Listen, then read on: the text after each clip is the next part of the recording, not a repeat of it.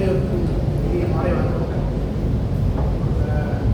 ஐயா அருமையாக உள்ளிட்ட அனைவருக்கும் எங்கள் பள்ளியுடைய நான் படித்த பள்ளியுடைய தமிழாசிரியர் ஐயா மணி ஐயா பள்ளியில பேசுகிறேன்.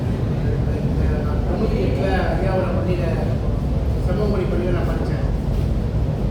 எனக்கும் தோழர் ஐயா தமிழ்மணி அவர்களுக்குமான தொடர்பு 2008 ஈழப்போர் உச்சத்தில் நான் அவங்களை சந்திக்க போகிறேன். அப்போ நான் ஒரு மார்க்கெட்டிங் கம்பெனி வச்சுருக்கேன். ஸோ அதனால் என்னென்னா ஈழப்போர் நடக்கும்போது எங்கே என்ன பண்ணுறது தெரியாமல் ஒரு குழப்பத்தில் இருக்கும்போது தான் எனக்கு அண்ணன் அறிமுகமானாங்க. ரொம்ப தீவிரமான ஒரு போராட்ட காலமாக அப்போ இருந்தது. 2008 2009 ஈழப்போர் முடிவு வரைக்கும் தொடர்ச்சியான ஒரு இயக்கம். அது தோழர் கதை இருக்குது. நான் அப்போ தான் முதல்ல தோழர்ன்ற வார்த்தையை பயன்படுத்துகிறேன். அது யாரையும் தோழர் கூப்பிட வேண்டியது கூச்சமாக இருந்தது. அதே மாதிரி ஒரு துண்டறிக்கை கொடுத்து ரோட்டில் போய்ட்டு துண்டறிக்கை கொடுக்குறது ரொம்ப தயக்கமாக இருந்தது. ஏன்னா நான் வேலை பார்த்துருந்தேன், ஒரு கம்பெனி வச்சுருந்தோம். எப்படி ரோட்டில் போய்ட்டு ஒரு துண்டறிக்கை கொடுக்குறதுன்றது ரொம்ப தயக்கம். அந்த தயக்கத்தை உடைச்சது அண்ணன் தமிழ்மணி இருந்தான். அதாவது அவரோட தொடர்ச்சி இயக்கம் என்னை மாற்றிடுச்சு. அதுக்கப்புறம் திருப்பி நான் 2010 இந்த நிமிஷம் வரைக்கும் நான் தொடர்ச்சியாக ஒரு அரசியல் பயணத்திலே ஏதோ ஒரு போராட்டத்தில் இயக்கிறதுக்கு காரணம் அண்ணன் தான். அதை நான் அனுப்பி அண்ணன் சொல்லியிருக்கேன். இதோ முக்கியமான விஷயம் 2014 அண்ணனுடைய தீர்ந்தே அப்புறம் கவிதை தொகுப்பு வெளியிட்டேன். அதுக்கு நான் அப்போ வந்திருந்தேன்.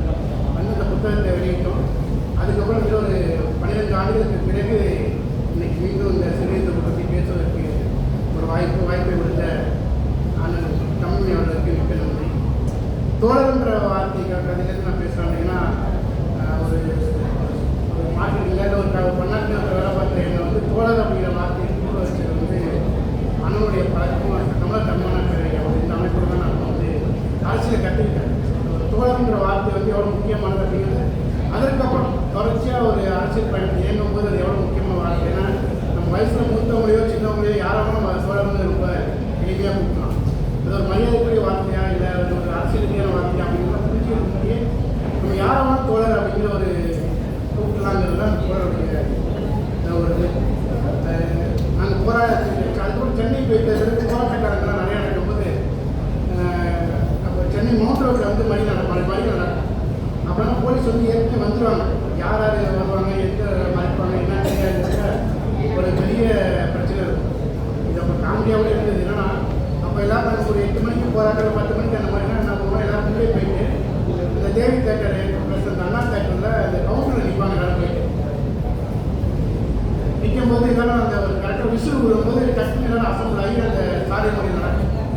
இந்த போலீஸ் ரொம்ப நேரமாக கண்டுபிடிக்க முடியாது. நமக்கு போராட்டம் நடந்தது எப்படி அசம்பிள் ஆகிறாங்க, எப்படி பண்ணுறாங்க அப்படின்ட்டு ஒரு இருக்கும்போது அப்போ ஒரு போலீஸார் அந்த கவுண்டர் நிற்கிறவங்க தோழர் அப்படின்னு ஒரு சட்டை கொடுத்துருவார். எல்லாத்துக்கும் வணக்கத்தில் அப்படின்னாங்க.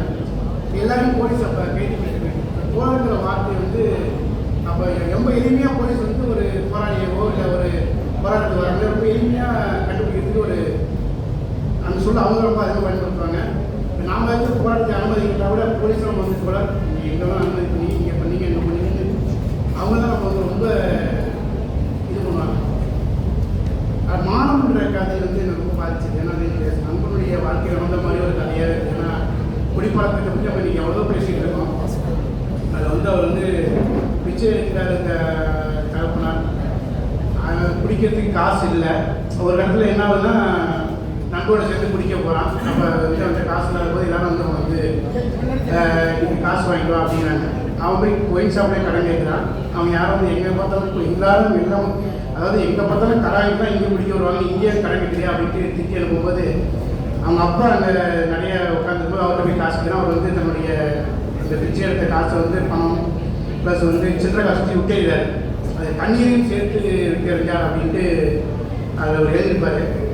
அது ரொம்ப என்னன்னா அது இடத்துல குடிக்க தான் போகிறான். அவர் என்ன நினைக்கிறான்னா நீ எப்போ திருந்த போன பிச்சை இருக்கிறோட எனக்கு பெரிய விஷயமா தெரியல, நீ குடிக்க நிறுத்துறது தான் எனக்கு பெரிய விஷயமா மனசுக்கு ரொம்ப ஆழமாக இருக்குங்க.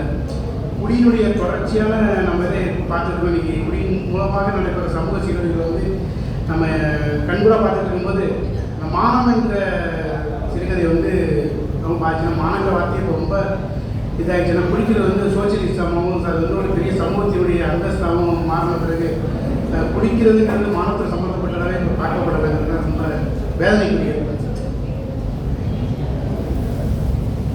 அண்ணனை பற்றி முடி பேசும்போது சொன்னாங்க மாநாட்டில் எல்லா மாநாட்டையும் அப்படின்னு. இந்த தேர்தல் காலங்களில் நான் பயணிக்கும் போது ஸ்ரீவில்லிபுத்தூர்லையும் அண்ணனை பார்த்துருக்கேன், காரைக்குடியில் பார்த்துருக்கேன். எல்லா இடத்துலையும் அந்த ஞாயிற்றுக்கிழமை மணிக்கு சென்னையார் கூட்டத்தில் வந்து கரெக்டாக வந்துடுவாங்க. நான் யாரும் கேட்பேன் எப்படின்னா வரீங்க அப்படின்ட்டு. அது வெறும் புத்தக விற்பனையா அப்படிங்கிறது கிடையாது, அது இனத்தின் மீதான ஒரு பற்று தான். ஏன்னா நானும் வந்து ஒரு வேறு வேறு தளங்களில் வேலை பார்த்துட்டு இப்போ நான் சென்னையில் புத்தக கடை வச்சுருக்கேன். எனக்கும் புத்தக கடைக்கும் எந்த விதமான சம்மந்தமும் இல்லை. ஆனால் ஏன் நான் புத்தக வைக்கிறது சம்டைம்ஸ் யோசிச்சு பார்ப்பேன், ஆனால் என்னால் அதை புலப்படுத்த முடியல. ஸோ தமிழ் என்னை புத்தக வைக்கிறதுக்கு இப்போ தேர்ந்தெடுத்துக்குன்னு நினச்சிருப்பேன். அந்த மாதிரி தமிழ் வந்து அண்ணனை எப்போதுமே தேர்ந்தெடுத்திருக்கேன்.